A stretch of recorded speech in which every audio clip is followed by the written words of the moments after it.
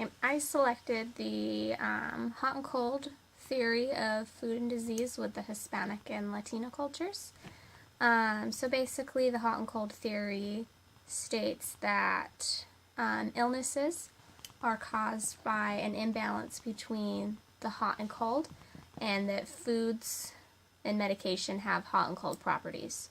So you treat cold illnesses with hot foods and medications, and hot illnesses with cold foods and medications. So some examples of cold diseases or illnesses are ones that can typically cause vasoconstriction, like having a cold or pneumonia or colic. And then hot illnesses typically cause vasodilation, increased metabolism, like pregnancy, hypertension, and diabetes. So, for example, in pregnancy, because it's a hot disease, they'll typically treat it or eat mostly cold foods and have cold medications. Problems with this can come up if they're avoiding foods that contain certain vitamins, minerals, or supplements, or other nutritional factors. And so what is recommended for healthcare professionals is to find out what foods are considered cold and then recommend ones that have the necessary nutrients they need.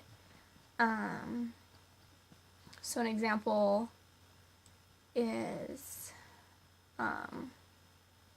acidic cold fruits are considered a cool food. Therefore, you want to eat them when you'd have a cold. So oranges having vitamin C, that would be avoided. So healthcare professionals should remember to include reminding them to have a vitamin C supplement, because that's considered a vitamin's considered a hot medication. So from my understanding, for primary, secondary, and tertiary prevention is, I'll just go with an example first. So primary, say for instance, you're with getting a cold, getting sick. I'm getting over a cold.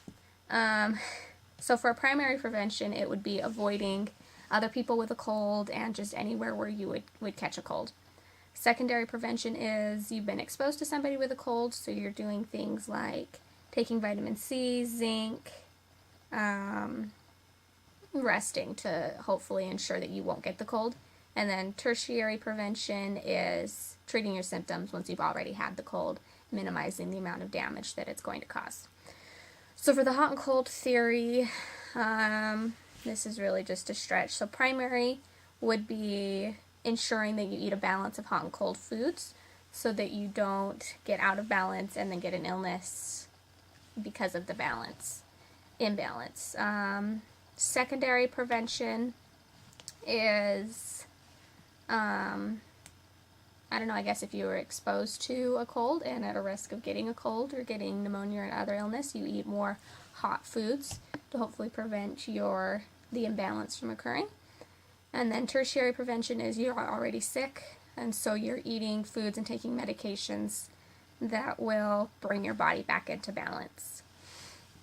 As far as seeing this in my own practice, I haven't seen it quite to the extent of that's only what they'll eat, but I have had patients that are particular about the foods that they eat.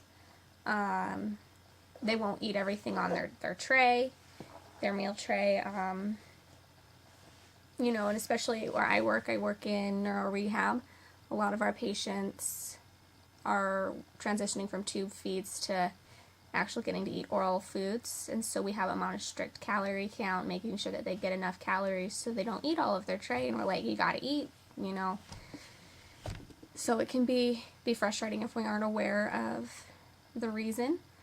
So we have to be aware so that we can get them the foods that they feel are appropriate to treat their condition, like a stroke or something.